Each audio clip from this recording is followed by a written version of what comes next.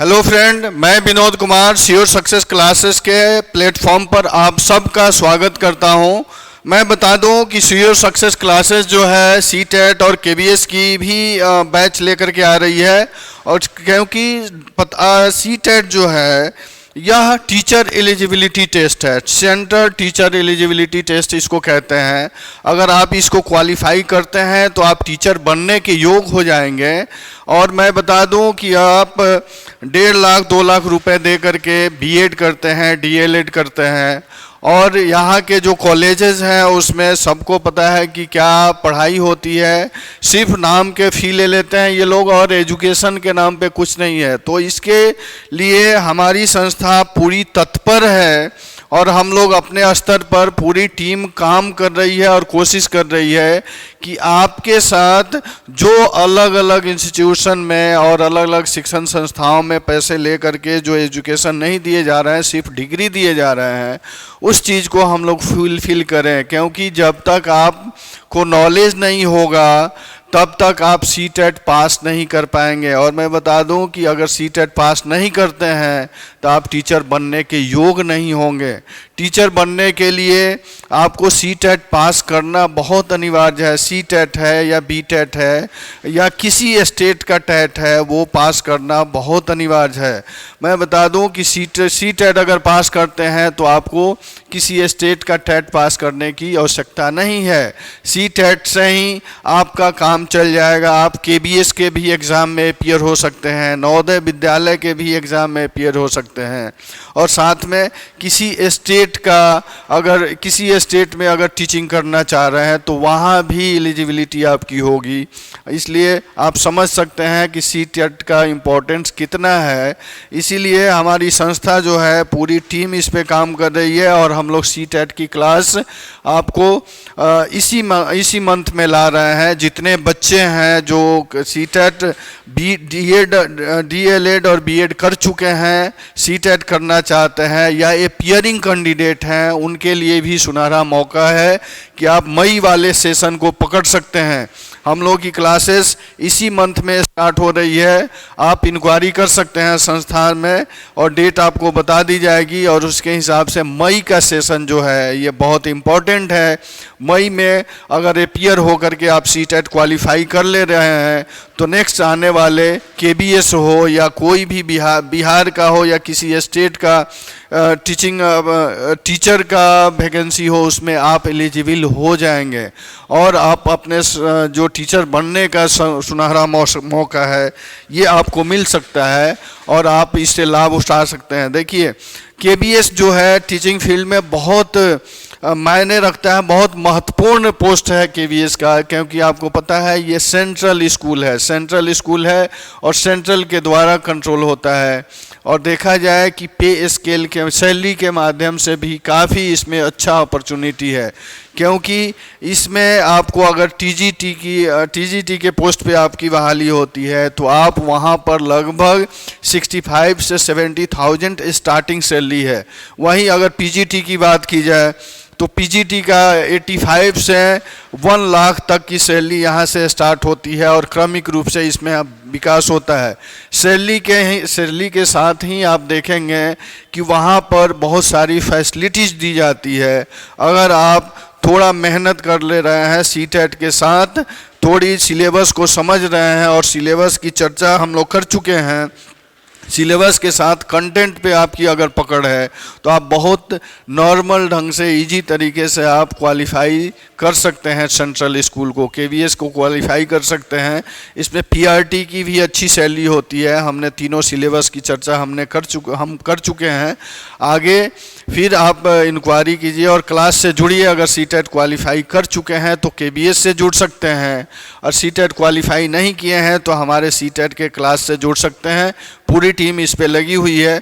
इसी सिलसिले में मैं एक छोटा टॉपिक लेकर के आया हूँ आपके सामने और वो टॉपिक है विकास, ग्रोथ जिसको कहते हैं। यानी विकास की अवधारणा को हम लोग सिंपल तरीके से समझने की कोशिश करेंगे।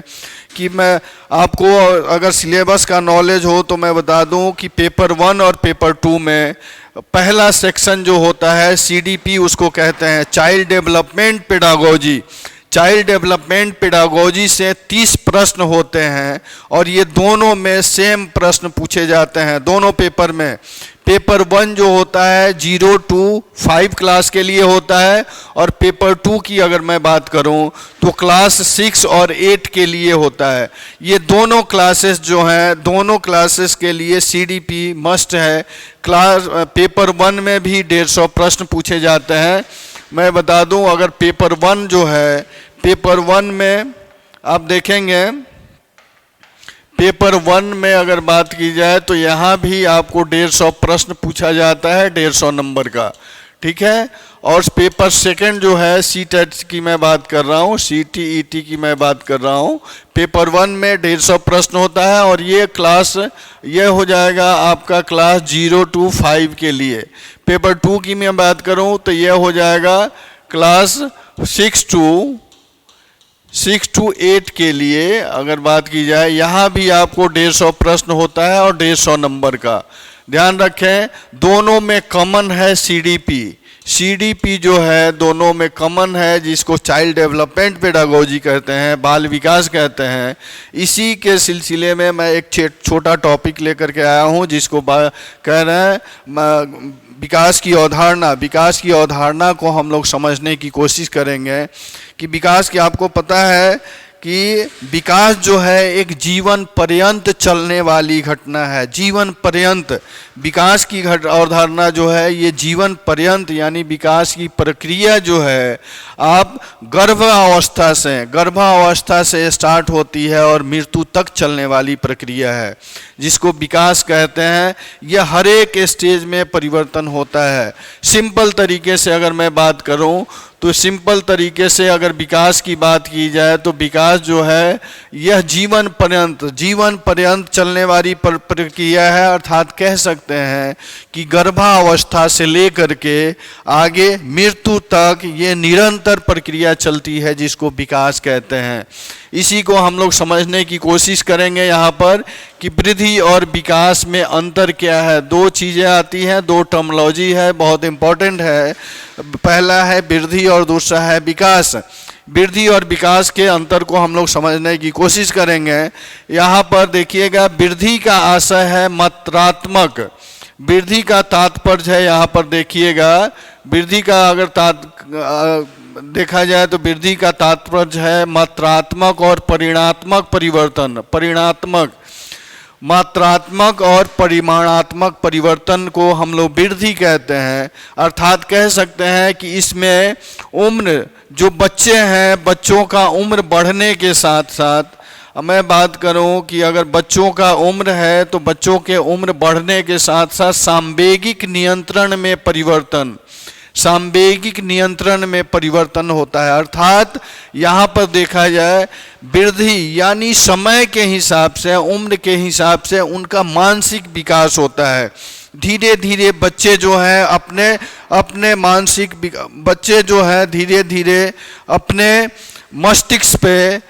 मस्तिष्क पे नियंत्रण करते हैं और उसी के साथ अपने विकास को वृद्धि को कंट्रोल करते हैं। अर्थात इसी के साथ भाषा सीखने की क्षमता में भी परिवर्तन होता है।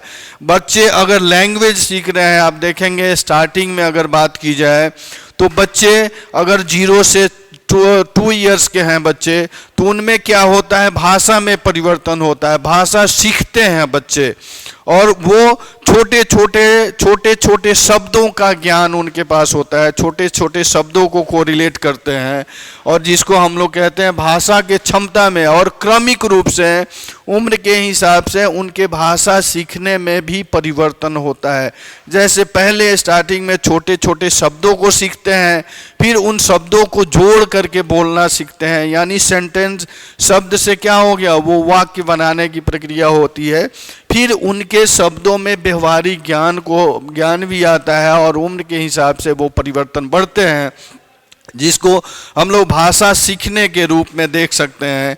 जबकि विकास का आशय जो है इसको परिणात्मक रूप से हम लोग कह सकते हैं। विकास का आशय परिणात्मक परिवर्तन से जोड़ा जा सकता है, अर्थात शरीर का कद बढ़ना। परिणात्मक परिवर्तन का अर्थ है विकास। देख लिया, हम लोग वृद्धि विकास को समझने की कोशिश कर रहे हैं।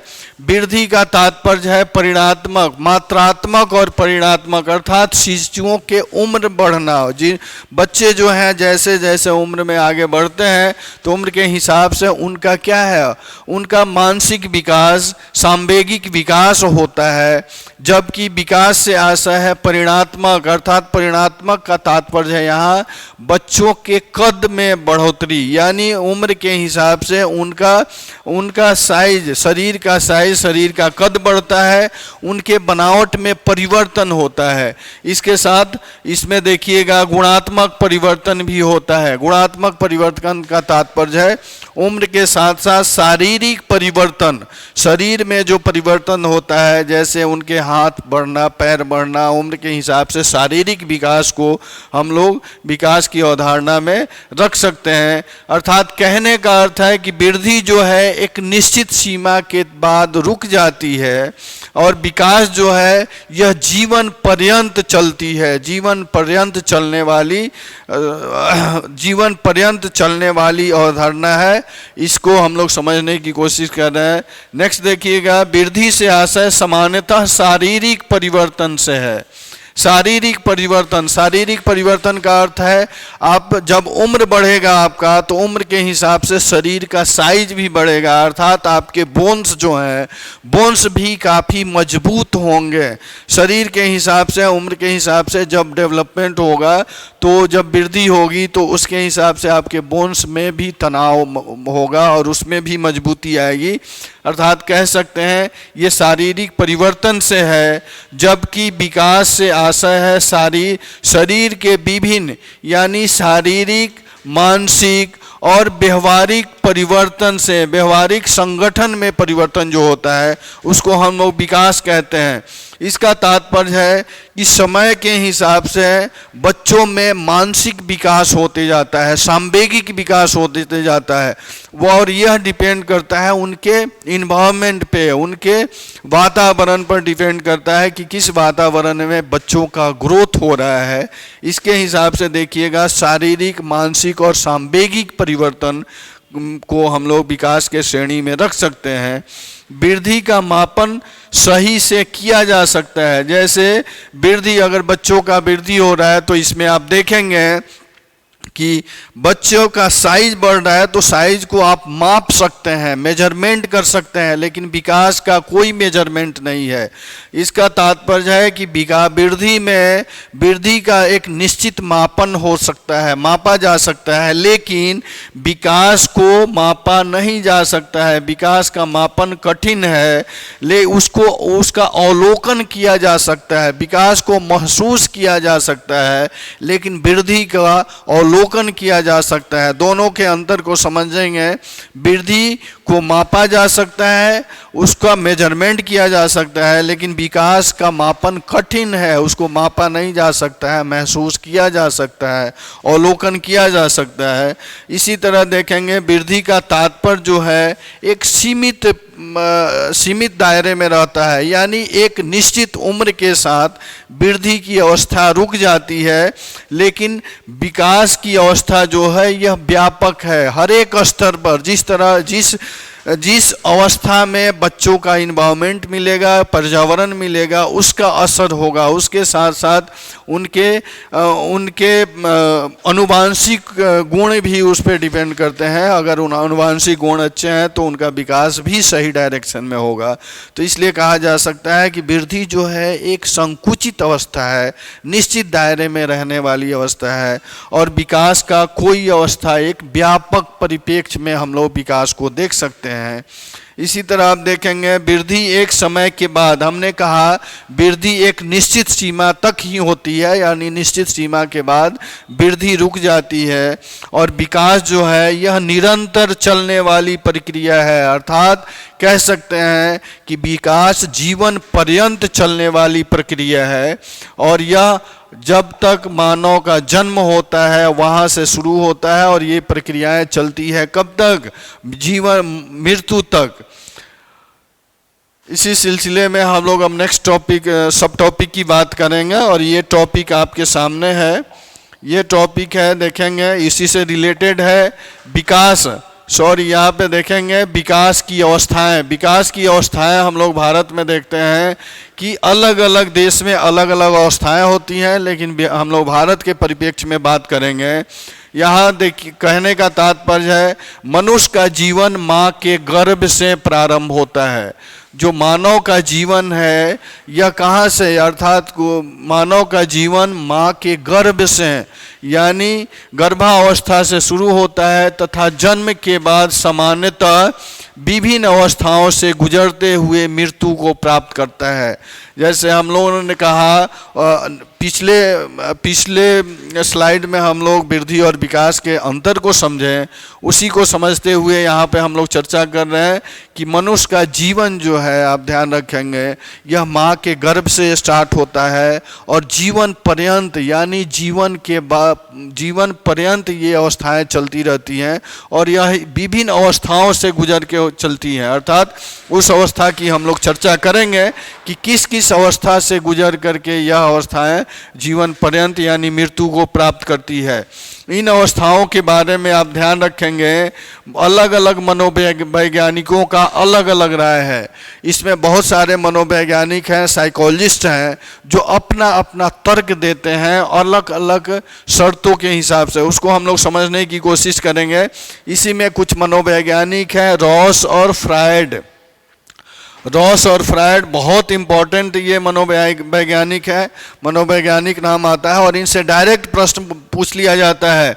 प्रश्न बनता है कि विकास की अवधारणा को मानने वाले कौन कौन वैज्ञानिक है। एक तो ये प्रश्न बन जाता है, उसके हिसाब से फिर बनता है रॉस और फ्रायड के हिसाब से विकास की कितनी अवधारणाएं हैं। तो आप ध्यान रखेंगे, रॉस और फ्रायड के हिसाब से रॉस और फ्रायड बताते हैं कि विकास 5 अवस्थाओं में होता है, यानी 5 स्टेज से गुजर करके विकास की प्रक्रिया प्रारंभ होती है और अंत होती है। फिर उसके बाद देखेंगे कार्ल सैनिक जो हैं दूसरे वैज्ञानिक, ये मानते हैं कि विकास की अवस्थाएं 10 तरह की है, यानी ये प्रारंभ हो करके 10वें अवस्था में ख़त्म होती है, यानी ये 10 प्रकार टाइप बताते हैं। इसी तरह आप देखेंगे पियाजे जो है ये 4 अवस्थाओं की बात करते हैं। ब्रूनर जो है ये 3 अवस्थाओं की बात करते हैं। आप ध्यान रखेंगे, यहाँ से बहुत सिंपल प्रश्न बनता है, इस अवस्थाओं पे बन जाता है। अर्थात फ्रायड और रॉस जो है 5 अवस्था बताते हैं, कार्ल सैनिक जो है ये 10 अवस्था की बात करते हैं। इसी के हिसाब से पियाजे का आपने नाम सुना होगा, पियाजे और ब्रूनर बहुत ये पॉपुलर नाम है। पियाजे 4 और ब्रूनर जो है ये 3 अवस्थाओं की बात करते हैं, जिसको हम लोग क्रमिक रूप से आगे इसकी चर्चा करेंगे। आप देखेंगे कि सामान्यतः भारत में हम लोग भारत के परिप्रेक्ष्य में बात करेंगे और सामान्यतः भारत में जो है विकास की सामान्यतः अवस्थाएं जो हैं, भारत में विकास की अवस्थाएं निम्नलिखित अवस्थाओं में को हम लोग निम्नलिखित भागों में बांट सकते हैं। और भारत के परिप्रेक्ष्य में हम लोग बात करेंगे कि भारत के परिप्रेक्ष्य में ये अवस्थाएं कौन कौन की सी होती हैं। अर्थात आप देख सकते हैं, पहली अवस्था जो है, आप कह सकते हैं पहली अवस्था है पूर्व प्रसूति काल का तात्पर्य है प्री नेटल पीरियड, इसको प्री नेटल पीरियड कहते हैं। और यह अवस्था जो है गर्भधारण से लेकर के जन्म तक, गर्भधारण से माँ जब गर्भधारण करती है तब से लेकर के जन्म तक यह अवस्था होता है, अर्थात प्री नेटल। यहाँ से भी ये बहुत इंपॉर्टेंट सेक्शन है, यहाँ से भी बार बार प्रश्न बन जाता है, पूछ लिया जाता है कि प्री नेटल अवस्था कब से कब तक होती है। तो ध्यान रखेंगे प्रीनेटल अवस्था जिसको पूर्व प्रसूति काल कहते हैं। प्रीनेटल अवस्था जो है यह गर्भधारण से लेकर के जन्म तक होता है और जिसको प्रीनेटल अवस्था कहते हैं। दूसरी अवस्था जो है जिसको शैशवा अवस्था कहते हैं, अर्थात इन्फेंसी, इन्फेंसी इसको कहते हैं, इन्फेंसी पीरियड, इन्फेंसी स्टेज। और यह स्टेज जो है जन्म से लेकर के 2 वर्षों तक का, जन्म से लेकर के 2 वर्षों की अवस्था को क्या कहते हैं, इन्फेंसी स्टेज। अर्थात इसमें देखेंगे कि बच्चा जो है, बच्चा धीरे धीरे बोलने का सीखता है, यानी भाषा का, लैंग्वेज का ज्ञान होने लगता है और छोटे छोटे अपने तोतले बोली में वो छोटे छोटे शब्दों को सीखता है। 2 साल की अवस्था में बच्चा छोटे छोटे शब्दों को सीखने लगता है और लड़खड़ाने की प्रक्रिया इसमें स्टार्ट हो जाती है और वो खड़ा होने लगता है। नेक्स्ट है तीसरा अवस्था की हम बात करें तो तीसरा अवस्था जो है ये बाल्यावस्था का है। बाल्य अवस्था जिसको चाइल्डहुड कहते हैं और चाइल्डहुड स्टेज कहते हैं। आप देखेंगे कि चाइल्डहुड को भी, बाल्य अवस्था को 2 भागों में बांटा गया है। भारत में बाल्य अवस्था को 2 भागों में बांटा गया है। पहला है प्रारंभिक बाल्यावस्था जिसको अर्ली चाइल्डहुड कहते हैं और दूसरा है उत्तर बाल्यावस्था जिसको लेटर चाइल्डहुड कहते हैं। आप ध्यान रखेंगे प्रारंभिक बाल्यावस्था यानी बाल्यावस्था के ही ये 2 रूप है। प्रारंभिक बाल्यावस्था जिसकी अवस्था 2 साल से 6 साल होती है, यानी 2 वर्ष से स्टार्ट होती है और 6 साल तक, 6 वर्ष तक को हम लोग प्रारंभिक बाल्यावस्था यानी अर्ली चाइल्डहुड के स्टेज में रखते हैं। दूसरा इसी का है उत्तर बाल्यावस्था, लेटर चाइल्डहुड, जो 6 से 12 साल होता है। ध्यान रखेंगे जो अर्ली स्टेज की बात अगर की जाए तो बहुत सारे जो वैज्ञानिक हैं, मनोवैज्ञानिक हैं, वो 6 से 11 साल मानते हैं, 11 साल मानते हैं और कुछ लोग 6 से 12 मानते हैं। इस पे कन्फ्यूजन नहीं होना चाहिए आप लोगों को, आप कन्फ्यूज ना हो। आप ऑप्शनल पे जाएं, ऑप्शन जो अगर दिया हो 6 से 12 तो 6 से 12 को मारें और 6 से 11 दिया हो तो 6 से 11 को माने। ध्यान रखें दोनों ऑप्शन एक बार नहीं होगा, दोनों में कोई एक हो सकता है। अगर 6 से 11 होता है तो वो भी गलत नहीं है, 6 से 12 है तो वो भी गलत नहीं है। अर्थात कहने का अर्थ है कि उत्तर बाल्यावस्था, लेटर चाइल्डहुड स्टेज जो है यह 6 से 11 साल का होता है। और इसमें आप ध्यान रखेंगे जो प्रारंभिक बाल्यावस्था की बात की जा रही है, अर्ली चाइल्डहुड की बात की जा रही है यहाँ पे, तो मैं बता दूं यह स्टेज 2 से 6 साल का जो होता है, इसमें बच्चा जो है यह पहले छोटे छोटे शब्दों को जोड़ना सीखता है, अर्थात वाक्य, सेंटेंस बनाने की प्रक्रिया यहाँ स्टार्ट हो जाती है। और यहाँ बच्चा जो है बहुत सारे खिलौने से अपने को जोड़ता है। इसके लिए खिलौना जो है बहुत इम्पोर्टेंट ऑब्जेक्ट हो जाता है। वो खिलौना को अपना समझता है, उसको दूसरे से शेयर नहीं कर पाता है। यहीं देखेंगे कि उत्तर बाल्य अवस्था जिसको 6 से 12 साल की अवस्था कहते हैं, इस अवस्था में बच्चा जो है यह शब्दों को जोड़ना, बोलना सीख लेता है, अपना डिमांड रखने लगता है। और इस अवस्था में देखेंगे बच्चों में जिद्दपन की अवस्था इसको कहते हैं। जिद्दी बच्चे हो जाते हैं, अपनी ही बात रखवाने की, मनवाने की कोशिश करते हैं। और साथ में देखेंगे इस अवस्था में बच्चे जो हैं जिद्दी हो जाते हैं। जिद्दी का तात्पर्य है जो बच्चे काम करना चाहते हैं उसी को करना चाहते हैं, और आप मना करेंगे तो वो मानेंगे नहीं, मानने के बाद भी वो काम करेंगे। अर्थात इसमें देखेंगे कि वो बच्चे जो हैं अपने समय के हिसाब से बच्चों एक दूसरे से मित्रत्व व्यवहार करने लगते हैं और यहीं से स्कूल जाने की प्रक्रिया स्टार्ट होती है जिसको लेटर चाइल्डहुड कहते हैं। आप देखेंगे इसके बाद जो आता है किशोरावस्था जिसको एडोलसेन कहते हैं, एडोलसेन स्टेज कहते हैं। और यह स्टेज जो है 12 से 18 साल के उम्र में तक चलता है। और इसको आप ध्यान रखेंगे इसमें बहुत सारे परिवर्तन होते हैं, मानसिक, शारीरिक और बौद्धिक परिवर्तन भी होते हैं। इसलिए इस स्टेज को तूफान का युग भी कहते हैं, तूफान का स्टेज भी कहते हैं। अर्थात इसमें बच्चों का मानसिक परिवर्तन होता है और इस एज के बच्चे जो हैं यह पीयर ग्रुप डेवलप करने लगते हैं, अर्थात मित्र मंडली का विकास इसमें होता है और वो सबसे ज़्यादा अपने मित्र पर विश्वास करते हैं, अपने पीयर ग्रुप पर विश्वास करते हैं अपने पेरेंट्स के अपेक्षा, क्योंकि यह बहुत जल्दी आगे बढ़ना चाहते हैं और इसमें देखा जाए प्रैक्टिकली प्रायोगिक क्षमताएं बढ़ने लगती है और इसी में अपने कैरियर के प्रति डिसीजन लेने की भी क्षमता आ जाती है और उसी के हिसाब से अपने कैरियर का भी चुनाव करते हैं। और यह जो है इसीलिए इसको एक डार्क एज की संज्ञा इसलिए दी जाती है कि इसमें बच्चों पर अपने मानसिक नियंत्रण नहीं रहता है। यह बहुत क्रिटिकल स्टेज है, अर्थात आप देखेंगे उत्तर बाल अवस्था इसमें मानसिक और बौद्धिक विकास तेजी से होता है और उसका इम्प्लीमेंटेशन आपको एडोलसेंट एज में होता है।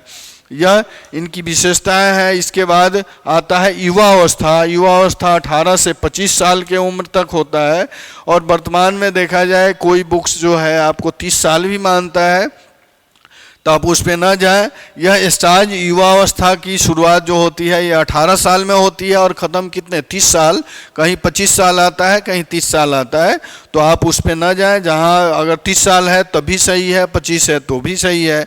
इसके बाद लास्ट स्टेज जो है जिसको प्रौढ़ावस्था कहते हैं और यह प्रौढ़ावस्था 30 वर्ष से लेकर के 60 वर्ष तक चलता है, यानी कह सकते हैं कि यह प्रौढ़ावस्था जो है 30 साल से स्टार्ट होकर के 60 साल तक चलता है और यह इस विकास की सामान्यतः अंतिम अवस्था है। अर्थात देखेंगे विकास की अवस्थाएं जो है यह prenatal stage, prenatal period से शुरू होकर के यानी पूर्व प्रसूति काल से शुरू होकर के प्रौढ़ावस्था तक चलती है। अर्थात इसमें अपने अपनी अवस्थाओं का अपना अपना महत्वपूर्ण विशेषताएं हैं, उसको हम लोग नेक्स्ट वीडियो में समझने की कोशिश करेंगे। आप यहाँ यही समझें, हमेशा ये प्रश्न बन जाता है कि किस स्टेज का उम्र समय काल क्या है। तो प्रीनेटल का हो गया, गर्भधारण से लेकर के जन्म तक के वो प्रीनेटल कहते हैं। शैशवावस्था हो गया 2 साल से लेकर के जन्म से लेकर के 2 साल की अवस्था को शैशवावस्था कहते हैं, इन्फेंसी स्टेज। बाल्य अवस्था को सामान्यतः 2 भागों में बांटते हैं। एक है अर्ली चाइल्डहुड, दूसरा है लेटर चाइल्डहुड। अर्ली चाइल्डहुड 2 साल से 6 साल की अवस्थाएं होती है और लेटर चाइल्डहुड जो है ये 6 से 12 साल की अवस्था होती है। एडोलसेंट को ये अवस्थाएं होती हैं 12 से 18 साल, युवा अवस्था 18 से 30 साल की और इसी के क्रमिक रूप से प्रौढ़ावस्था जो होता है यह आपको 30 साल से लेकर के 60 साल तक चलता है। यह सामान्यतः विकास में जो अवस्थाएं, भारत में जो अवस्थाएं निर्धारित की गई हैं विकास की वो हुई और यहाँ से सामान्यतः प्रश्न बन जाते हैं, इसको ध्यान रखेंगे। फिर नेक्स्ट वीडियो में हम लोग इसके विशेषता के साथ आपके साथ होंगे और समझने की कोशिश करेंगे कि किस स्टेज की क्या क्या विशेषताएं हैं और उस विशेषताओं के हिसाब से हमें कब किस तरह बच्चों का ख्याल रखना चाहिए, किस स्टेज में बच्चों में सीखने की प्रक्रिया तेज हो जाती है और वो कंसेप्चुअल ज्ञान अर्जित करने लगते हैं, अर्थात अपने आप को संवेग से जोड़ने लगते हैं। इस चीज़ को समझने की कोशिश करेंगे और आप निश्चित रूप से इस संस्थान से जुड़ें और ये संस्थान के जितने टीम मेंबर हैं सभी तत्पर हैं सीटेट के लिए, आपको काफ़ी बेनिफिट होगा। फिर अगले वीडियो में मिलते हैं, तब तक के लिए धन्यवाद।